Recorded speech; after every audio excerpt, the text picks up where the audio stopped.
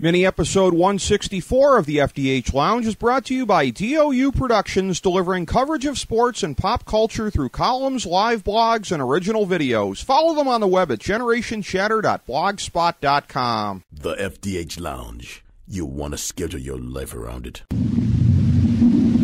A long time ago, on a gloomy, wet Cleveland spring night, two men stand alone amidst the late-night drizzle. Their voices echo across the vacant station parking lot as they debate the merits of the great American radio show that have been missing for far too long. On that night, an idea was born. That idea became the FDH Lounge.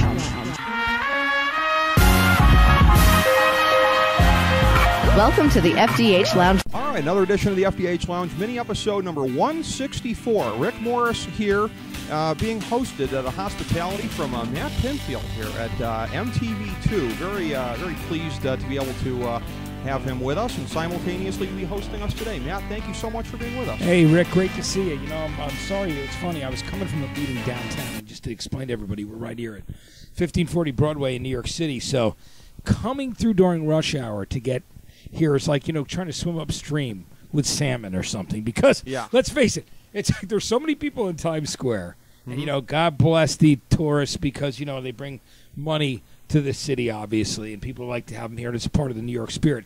But when you're trying to get from point A to point B, which may just be one block, it is definitely like fighting a crowd, leaving a baseball or football game, walking in the other direction. Well, It's you know, unreal. my first time navigating it, actually, Matt, getting here, you know, in Times Square in rush hour, coming here from, ironically talking to you, the rock and roll capital of the world, Cleveland. First time of Times Square rush hour.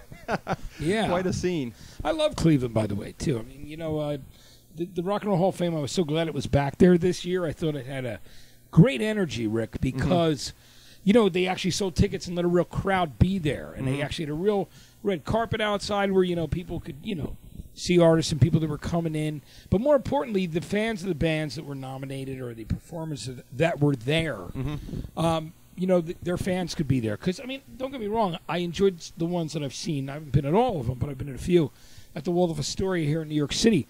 But it's different when it's just a table full of people and there's no fans, like a crowd around. So I enjoyed it in Cleveland. Yeah. I mean, I saw it commented on in the local media, almost sort of being treated as though it's obviously not on the same scale, but almost as though it's the area's Super Bowl. That every 3 years you have, you know, all the big time folks from the music world convening on there, and there are, of course, some controversies in terms of who's in and who's not in, and with another gentleman that we had on the show, actually a friend of yours, Eddie Trunk, that I believe was a topic of our discussion when he was on, some of the folks who aren't in there, and that leads to its own set of controversies. Personally, Matt, my favorite group, Rush, not being in there is something that has greatly outraged me. Well, I hope that they get in there sometime because, I mean, I've been a huge fan for years. And it's funny because I was literally just out watching the 60s band The Zombies 2 nights with Cliff Bernstein, who, you know, manages, you've heard his name, he manages Metallica, the Red Hot Chili Peppers, Muse, ton of great bands. And, you know, he's actually the guy that's responsible for getting Rush their American record contract. But the place that it was actually being played when he brought the import over to the station was in Cleveland. MMS, back in that day. They played a Working Man off that first record with John Rutsey as drummer. Oh, sorry about that. That's one of my friends. No problem. My phone always goes. My phone will, like, undoubtedly, guys, you'll laugh. During every interview I did on my morning show here in New York City at 1019, that damn phone would go off. And I was with Serge from System of a Down the other day, and I'm like, hey, it's not a mad interview if the damn phone doesn't go off. But hey, we're talking to Matt Pinfield. It's to be expected. No problem. But I was going to say, you know, I was talking to Cliff about this, and I brought up the story he had told me years ago when he worked at Mercury Records in Chicago. But he had, you know, Cleveland was a place where Rush broke out of. You know, Working Man being played there. And he put a sampler together that I had a sister-in-law who managed a record department at a department store called Corvettes in, like, the 70s and 80s. And there was a sampler that came in that had Rush, Fly By Night, and Anthem, because Fly By Night had just come out. And Thin Lizzy, the Nightlife album, Showdown and It's Only Money. And I remember loving those, both those, and then going out and buying the second Rush record and then going back into the first. But yeah, they're just a great band. That you know, eventually you got to let these these bands in. I mean, Kiss is another one people argue about. You know. You know, and it's funny, Matt, that you mentioned MMS because whenever I'm talking to folks on the show in a transparent attempt to try to, build some sort of camaraderie with them, I'm usually the one that invokes MMS and growing up listening to it because there are so many folks in the music industry that had such an appreciation for it. Bruce Springsteen being another one also, too, that I don't know that they were necessarily the station, but they were one of the stations that helped break him also, too. So it's just amazing the appreciation that folks have for what was just about one of the most innovative stations anywhere. It's a great station. And one of the guys who was really important there, Kid Leo, and I worked together at Columbia Records. When I came back from working for Jimmy Iovine and doing that whole farmclub.com thing, which was, an innovative idea. Now you see Jimmy, of course, he's part owner of Beats Headphones with Dr. Dre, and, he owns Interscope Records, and you see him giving advice on American Idol. I mean, I don't really watch American Idol, but I know that he's giving advice on there, and I've looked up from doing, my syndicated radio show and say, oh, look, Jimmy's up there. But I did a TV show for Jimmy called FarmClub.com, and which was really cool. It was like a website, a TV show, and a record label. It was a great, innovative idea, but nobody had broadband. And that's what Jimmy always says to me. He goes, Matt, nobody really had broadband yet. We were just too early. But I thought about when I moved back, I went to work at Columbia Records to do A&R there. Okay. And who did I become friends with who worked there was Kid Leo from MMS. And what a great guy he was.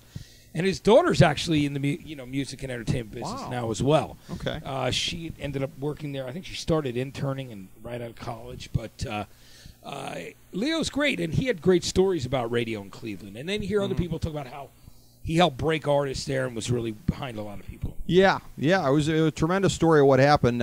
His old boss, John Gorman, who was the boss of the entire place, he actually wrote a pretty good book on that in the last couple of years.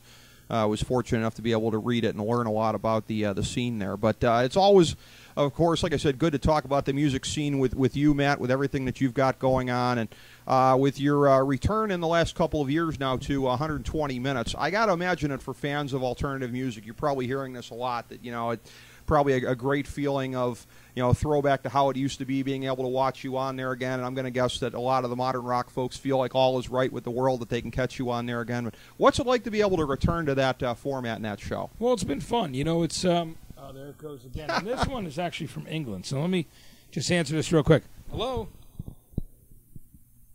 Hello? Alex, it's great. Listen, hey, Alex, where are you now? Are you in L.A.? Yeah, I'm doing an interview, and I'm going to call you right back. Is that cool? I can call you. I'm in the MTV offices, so I'll just use their phone. All right? All right. I'll talk to you about. Bye now. My friend is, he's the guy who signed that rock band Biffy Clyro. You might have heard of them. The great band from the UK. Heavy band that are really cool. Okay.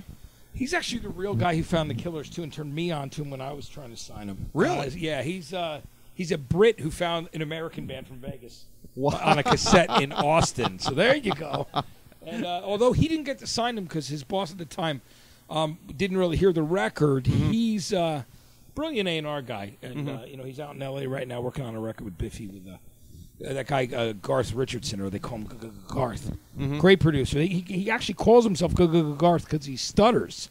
So he goes under a name, like kind of poking fun at himself. But his dad was Jack Richardson, who produced all the Guess Who hits, like American Woman and all that classic 70s and late 60s stuff. Really runs in the family. Yeah, a lot of family stuff. So we'll get back to what you were talking about for a minute. Yeah, I mean, 120 minutes, I'm proud to be a part of the history of that franchise. And it's a weird word to say franchise, but I mean, for me, it was all about the music, and the show was about exposing new artists and up-and-coming artists and artists on the edge. So it was very exciting, and it's great to be back in that fold as well. And I also do a podcast for MTV Hive. It's on MTVHive.com and iTunes, called The Hivecast with Matt Pinfield. So the stuff that you'll see, with 120, this takes it further, and it's just straight-up interview like your show that you do, Rick.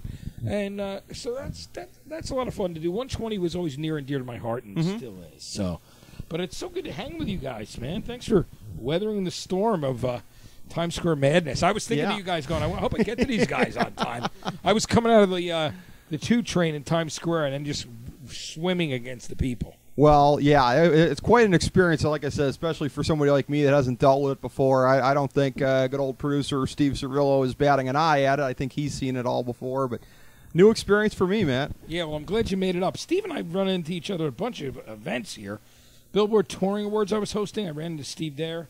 And then the Big Vision Awards, too, which was a cool night for me. I got to dedicate that award to my dad, who passed away. So it was cool. And he laughed before because he asked me where it was, Steve. And I said, I said it's in my kitchen, but my kitchen's a cool place. You see, he was laughing at me, and I'm like, dude, no, Steve. Here's the thing about that award. I mean, it's great there because it's out right in the open, and I spend more time in the kitchen because, believe it or not, I'll tell you what I think was funny is my girlfriend said to me, she's like, you put the turntable and you put the music stuff in the kitchen.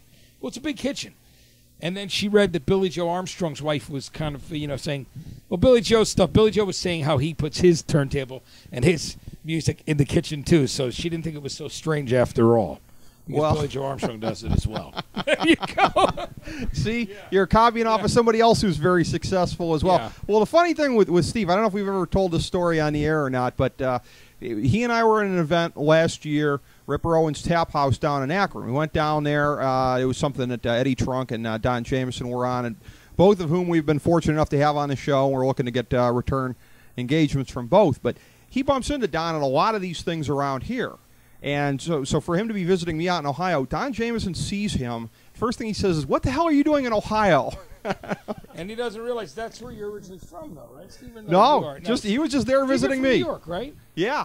Yeah, that's amazing. Yeah, that Don recognized I thought maybe him. You lived there for a little while. No, but Ohio's a rock and roll state. It is. I mean, there's a lot of country fans too, which is fine. It's cool. It is. But there's country because I actually worked at the in Columbus.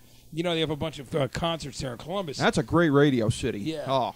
And then I was there, believe it or not, doing interviews for DirecTV years ago at the country concert. Kind of off-camera interviews in the back.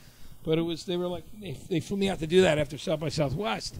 And they were like, "You do country too?" I'm like, "Hey, why not, man? I mean, I'll interview artists of especially if they're coming from a real place and they love their music and they're performing. There's a lot of different genres of music. And when I did that show for Mark Cuban on HDNet, Sound Off, which is actually airing again now, like in the wee hours of the morning. Wow. Or as Frank Sinatra would say, in the wee small hours of the morning. Yeah. It's airing, now on Access TV, which was HDNet. Okay. That's the one that Ryan Seacrest and Mark Cuban are working on together, and there's a lot of concerts here, but they're rerunning my old interviews from 2004, 5, and 6. I had one of the first high-def interview shows with musicians, and it was, you'd have jazz guys on there, you'd have country guys on there, you'd have, Lou Reed to the Killers to Hall & Oates. It was a very diverse show, and I enjoyed that. Yeah. I enjoyed doing it. Yeah, that crosses a lot of lines, just the names that you mentioned right there. And again, and Columbus is a place with a very interesting musical scene also. Because I went to school not far down the road from there in Athens, and we used to hear a lot of great music from the Columbus area back in the day as well. So yeah, that's you've worked in a couple different areas with great music, man. Yeah, it's amazing. You got the whole history of Akron there too, of course, with the Pretenders and Devo and now the Black Keys, of course, Black Keys now, and and Joe Walsh. People back in that area that, and it's amazing because I actually have a friend who was there on the front lines during the shooting at Kent State. Literally, he now works in the music business and retired for a while, just got back into it. But his picture is if you open the yearbook for Kent State in 1970, he's right in front of the conversation. And you know who else was there in the audience? Was Chrissy Hynde of the Pretenders and the Devo guys. Really? They were in school then. Okay. So they were actually there at the same time. So all these musicians were there for that actual really sad and crazy event. I didn't know they were there then, but it's funny because, living in the Cleveland area, one of the Devo guys does a commercial for Kent State because it's a thing where he's dressed completely differently and he's just talking about Kent State. And then at the end they throw up the Devo picture and that's who he was. So, but he does testimonials for them as an alum. I didn't realize it was 1970. Okay. Yeah, well, those guys, you got to think, I guess, if they first started putting out singles in 76, 77, well, they were because they formed before that, but they, in England they were on Stiff Records originally, and then they came out here on Warner Brothers. Okay. But they told me some great stories about how they used to get played not You know that whole pay-to-play thing? Uh-huh. They used to tell me they sometimes would get paid not to play, which was great. I love that. Hey, I wish we could all walk into some place and they would pay us not to perform. I mean, hey, I stop by your place. Here, take some money not to do anything today. Yeah. No, I actually did. You know? Well, I think that's how punk rock worked back in the days, right? People weren't especially exactly in a getting place it. where, like, because Devo, they were so creative and so cool and so different. Yeah. But you can imagine that some people saw that and just didn't know what to make of the whole de-evolution concept. Yeah, that's true. I love that's those true. records, though, and it was a lot of fun. Well, it's funny because Steve and I were talking about this today on the old Staten Island Ferry about some of the roots of music and what you would consider with alternative. I mean, would you consider some of the roots of alternative to be like that 1970s punk? Is that how you kind of see big it going? Time, okay, yeah. all right. And even 60s garage rock. Okay, that too. There's a lot of great 60s garage rock. Okay. And some of the British invasion bands. I mean, obviously The Who and people like that, early Stones. I mean, all that stuff influenced, the whole punk thing too. Well, as far as what you're seeing now with doing 120 minutes versus when you were doing it then, obviously there's a sea change of difference in terms of with YouTube and ways that a lot of these bands get their music out there. So, but in terms of the styles of music, in terms of some of the musical scenes of today versus when you first started doing the show, what are some of the big similarities and differences in your mind? Well, I think the similarities are the people are always still looking for different things that aren't in the mainstream completely. Okay. I mean, there are artists that will cross over and artists that will start on a show like 120, like everybody imaginable did back then, from Nirvana to the Smashing Pumpkins, to Soundgarden. I mean, and some of those bands started at, some bands would start on Headbangers Ball. They were all over the place, but usually it was a launching place for a lot of artists. And then once they started making, some of them would stay in that genre. Some would get astronomically big. But what I still see is people looking for ways to discover music in different places. There's just a lot more choices than there were back then. I mean, I talk to people now, a lot of young people in bands,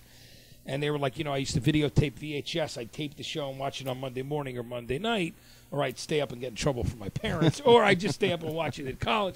But, there's a lot of options now. I mean, obviously with the internet, with social media, with streaming services, with podcasts, everything that's out there, you're a smaller piece of the overall pie. But, I think the thing that makes it important for everyone is that because it is a specialized place, whether it's 120 or websites like Pitchfork, because it's a place to go and find new music, or if there's like a metal site or whatever genre of music you love, if it's a trusted site, it's about curation. It's about where you can go and hear things and trust the people that are telling you to check out certain artists. So it's important. Well, it goes back to what you said before about it. You said it felt strange in some ways to refer to it as a brand, but it really is. I mean, that's the most accurate term that you're looking for. So when people are looking at that brand for it, again, as you said, there's the legacy of the bands that broke out in the 90s, and many of whom were featured on there. Some in the 80s, too, before I hosted it, right? In like the in 80s, yeah. Area. Yeah, Dave was Are there any trends that you're seeing today that you find to be particularly that kind of jump out of the page at you? Well, in pop music, it seems like there's a little bit of a trend towards some throwback styles. Yeah. Are you seeing a little bit of that in alternative also? Well, I mean, I'm seeing an alternative, but, there's a lot of things going on. There's still, the straight-up indie thing where there's a lot of people. There's people definitely looking back also towards the synth music of the 80s and late 70s, like, from Gary Newman to OMD, and in using the influences of some of that synth pop that's out there, mixing that in with it. Obviously, I think, the Killers were a band that when they first came out, it was the same kind of thing. You'd hear even, some Duran Duran in there. I'm using that as an example because it was the way people were fusing, electronics. And now you've got this stuff they call dubstep, obviously, that's been popular for a year and a half, 2 years. And this EDM scene, which is like, Skrillex and all these guys, and Cascade and Deadmau5, who are crossing over huge and have huge audiences. So that EDM, the electronic dance music, but there's still, there's still bands that play punk. There's still bands that play metal. There's still bands that play like just straight up kind of indie, harp, music. So there's a bunch of different things going on out there. The trend is that people are starting more bands now than ever. They're creating more music than ever. And even though I think the industry is still figuring out how to monetize the situation, people are enjoying and listening to more music and discovering more music than ever. They still are. And it's been interesting to see, too. such a nostalgia for some of the bands that were played on there. The ones that didn't stay together or necessarily have longevity, but something like the Stone Roses. There was such a clamoring for them to get back together in recent years. And I think back to those days with 120 and everything, and it's amazing to see things come full circle now. I love the Stone Roses. I'm so glad they're doing these shows. Yeah. When they got back together, it's not like they broke up the first time. They just took forever between albums. Their first album, then they got signed to Geffen, did Second Coming, which some people felt was quite a disappointment. But it was hard coming off that first record that people loved and so genuinely loved. But there were some good songs on the second record, too. I saw those shows when they came over for the second record, and there were some great shows. And, I like all the guys in the band. I mean, John Squire and I had dinner, and just hung out here in the city back in the day, and Ian Brown as well. And Manny and I, the bass player, has also been in Primal Scream. I have a great memory of me, Manny, Wayne Kramer of the MC5, and Brian James of the Damned and Lords of the New Church driving around in a station wagon, Wayne Kramer's station wagon around L.A. about 2001. And then going to Barney's Beanery to eat, down over there. That might be the most random grouping in the history of mankind. I mean, there is a lineage if you really think about it. Though you got Wayne Kramer, of course, being first with the MC5. Then you got Brian James and the Damned, who were actually, if they weren't the first punk band, they were one of the first. Obviously, that put out a full-length album in the UK. They were the first to do it. Ramones, and you could argue here that it was the Dolls, but the Ramones went straight up to, And then, you got that lineage from Brian. So you got Wayne Kramer to Brian James to Manny for the Stone Roses, right? And then, of course, and me, I'm the odd guy out, but I'm not really that odd. But we had a great time. And I remember Manny telling me the story about how I asked him about that crazy adventure of the band trashing the record company Silvertone, their offices, Revolver Records over there, because they gave them such a bad deal. They, in their contract, and they just didn't know better. Because it didn't read correctly, and they signed this contract like so many people do when they're in young bands, and they don't really know. It was giving them royalties on vinyl and cassettes, but little did they know that the CD world... I mean, the CDs were already selling, but little did they know it was going to just take over, and people were not going to be buying vinyl, and cassettes were going to become obsolete as well. Now vinyl's back, but, at the time. So they did not make money off of any of those CD compilations that came out, because they repackaged... Like every single, every remix album, it wasn't just the Roses; it was the complete Stone Roses and the best of the Stone Roses and the Roses. And, those guys were pissed off. Sure, so which you can't blame them. I mean, that's their music; they're not getting paid for these recordings. So that's why they went and did a Jackson Pollock decoration of the record companies, of building and offices, and much like their record covers back in the day.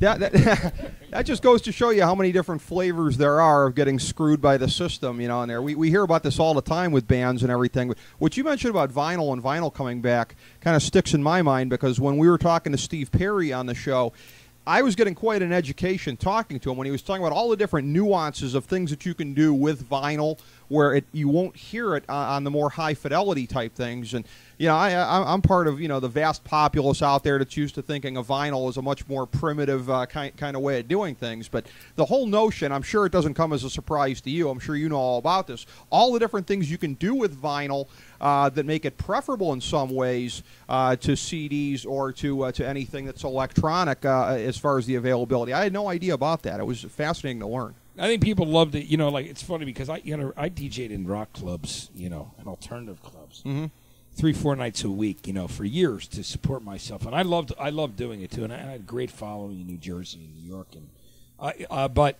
I remember how heavy it was to carry like 10 crates of records, and I would line everybody up to carry my stuff. We'd unload the trunk of my car and get everything into the club because I wouldn't leave it there every night. I was too afraid of people stealing my stuff, and I would bring it back home. But when the CDs came out, it was like, wow, look how it was a relief because it was so light. But there wasn't as magical as using the vinyl. And I know what Steve Perry's talking about because there's a warmth to the sound of the vinyl that is, there's just something about it. It's the way that it's cut and the way it sounds. It's just it's magical. But I'll admit, when I got I was one of the first people who had a CD player back in the day. And I remember me and a few guys, it's like college years, just going, dude, we're just sitting drinking tequila or mezcal, listening to like the first 5 CDs that I bought.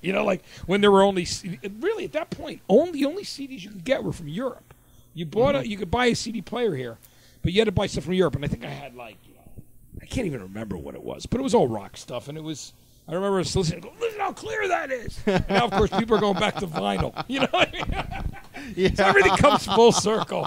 It's all nostalgia. You know? Yeah. I can actually remember my first one. It was Stevie Ray Vaughan, Double Trouble. I think it was their live one. And Yeah. I know what you mean, because even on a concert one, you could hear how much clearer it was. Yeah, it's unbelievable. Yeah. I'm trying to think of what mine was. I think it was. You got to remember what time it was. So it was probably like Tears for Fears, The Hurting, their first album, Aerosmith, Toys in the Attic, which had been out for a while. Like it was what you could find, basically. Yeah. Yeah, there you go, right? So you don't remember what your first CDs were, but we were so excited to I just remember how hilarious it was that it was actually an event that we're sitting around listening to them. Yeah. And the rest of the night, of course, became quite blurry after the mezcal that I brought back from Cancun. And I'm talking about, you know what I'm talking about? So when I mention Cancun, I'm talking about, I went there with my girlfriend at the time because the guys who owned the nightclub that I DJ'd in said, dude, it's a cheap vacation. There were only 3 hotels on the island then. And you could have dinner and a bottle of wine for like $3. Wow. You paid a dime to take a local school bus down to the town from your hotel. Of course, now I'm sure there's like 50 hotels on that strip. In fact, I think there's maybe more. But there were 3 then. So we're talking about like 1984 or 5. It was crazy. I don't know. Yeah, now they got all the cartel violence too. So yeah, now it's. There's a lot of stuff going on there. Yeah, I don't. Cartel violence. Yeah. Yeah. I don't know if it hit Cancun, but there's like. Oh no! I heard like Acapulco was like a war zone. So I don't know about you, but I'm in no hurry to go to Mexico at this point. I mean, a lot of bands will go to Mexico City because the payday is huge for them, and they'll play these giant outdoor shows. And I get it, but you better go there with like your own army. Yeah. Yeah, exactly. Yeah, you don't have to worry about that in this country. But I know. Well, we talked about 120 minutes. We talked about the podcast with MTV Hive. I'm trying to think here. We want to give a chance to get out there anything that you got going on. Yeah, Obviously, you got your syndicated program. Yeah, I'm doing a show, Flashback, which is a show that's on Cumulus Radio Networks. It's everywhere. It's a rock history show. It's a classic rock show. And I so enjoy it because, one of the things that was so exciting about when I was doing the morning show here in New York City was that it wasn't just new music. I played everything. So I'd play something from the 60s back to back, just like old FM radio, with something from, the 2000s or the 90s. I love rock and roll from every different era, and I just love great music from every era. So to do Flashback is such a joy for me because I get to talk about all that classic stuff, and I do that thing, Flashback News, which is really basically this week in rock history. And it's so much fun to talk about all the things that happened that week and to play songs from that period. Brings people right back, you know. And if they weren't there, it makes them. They get that. They're in that time capsule, so it's a great feeling. It's a lot of fun. Yeah, it's great to listen to. I'm able to catch it syndicated there, and as you said, Cumulus stations, coast to coast. And it's not. And what's great is it's not just on Cumulus stations, which makes me even happier that it's it's not just there. There's a lot of other independent. Radio companies and communications companies are taking it, and it's also on the Armed Forces Network overseas. Oh, okay. So they can catch it too. And stuff. Good. So that's great. Good. It's a lot of fun. So and you mentioned you had Don Jamieson as a guest, and and Eddie Trunk and me. What's funny? What people don't realize is there was a period before when I was doing that top 20 countdown of VH1 for a little while, and then I ended up leaving and. Was doing the stuff with Mark Cuban, but there was a time when the idea of guys sitting there talking about music, the original idea they had was me and Eddie doing it together. Wow. Because, and then what happened was I ended up leaving, and then they had him and this girl doing the short ones, but she really, I don't know her, and I don't want to say anything bad, but just didn't seem like her heart was in it, and Eddie's the real deal. Eddie's like me, we love music, and, we're talking about it because it's what we live. So, so we didn't get the chance to do that necessarily, but it was great that they modified the idea and came up with the metal show. And Don Jamieson, just so you know, this is a great story, which I want to tell you. I love Don. I remember when he started doing stand-up. He used to be a producer on a couple of my shows. Like, he worked behind the scenes at That's MTV. Awesome. And then his girlfriend at the time, Chris Kosach, she and I and Jancy Dunn from Rolling Stone magazine were the first 3 VJs on MTV2 when it was M2 and when it was nothing but music for 24 hours. So, yeah, and isn't that amazing? So, yeah, so Don came out from behind the curtain. Okay. The wizard's out. He's doing his thing. No, but I'm glad to see that because I love Donnie. He's a good guy. You'll like this. I asked him about touring with Jim Florentine because I happened to catch them when they were coming through Cleveland. Yeah, and asked him about that, and I said, it seems like an interesting sampling of styles. You guys cover a lot of the same stuff, but it's in different ways. And he was going through, and he basically said, yeah, ultimately, my set is like his set. But with a little bit of meth and Red Bull, and he basically said it's the same thing other than that. But that's classic. He was meth and Red Bull. I don't know if that's enough. If you can get up enough of those two. Yeah. I think he was just going off the top of his head for the substances. Yeah. What can I think of to tell this guy? What else can I say? Rocket fuel. Well, what better way to bring it around on Matt than this? So I wanted to tell you about this. I mean, this is a similar thing for us. Of what we did, because with this show where nothing is off topic, hitting all kinds of different things here, when Steve went and was booking mascots for us, the first two that he got were the San Diego Chicken and the Philly Fanatic. And now for music experts, Eddie Trunk and Matt Pinfield. I feel like there's no place to go but down from here, man. Just like we are with mascots, we are spoiled for music experts. You two guys are the first ones we had. Well, it's great. I'm sure, Eddie's like me. We really appreciate the support, We love music. We're grateful to work in it. It was a dream. I'm sure I'm speaking for Eddie and myself in the same way here because we've had many a conversation. And it's, it was always our dream to work in music and to be around it. Eddie, I'm sure like myself, we both loved the radio from the time we were kids, wanted to be in it. Even, before MTV existed, you heard me tell the story, Steve, when I got that award and I dedicated my father, the Big Vision Award that night. But my dad knew I loved radio so much I was glued to the radio because I loved the music, but I also wanted to be talking about the music too as a kid. And I'm sure I know the same was for Eddie. And I had my dad built this AM transmitter in my basement when I was 9. What's that? Yeah, he built me one. Isn't that cool? Yeah. So we just, it was like a kit, but it was so awesome. We ran, we ran wire up the antenna, the TV antenna, and it broadcast about a block. But it was a lot of fun. I mean, hey, I had to start somewhere, so I started in my basement. And I had all the other neighborhood kids come in and DJ when we weren't playing like guns or baseball or or sneaking into other people's pools and doing all kinds of crazy stuff. That's awesome. Your first taste of the business. Yeah, I mean that was. Tell me that the story doesn't end 2 days later with like a knock on the front door from the FCC. That would have been exciting. I always joke about that. It's like, yeah. I mean, I would go to my neighbors. Hey, go listen to me on the air. And I'm like, sure, okay. Trying to talk your neighbors into listening, and then you'd put on a record and you'd run upstairs and go, "Wow, listen, I'm playing this right now. It's my station." Of course, it would only go like 20. It'd go like 15 yards. But it was exciting as a kid.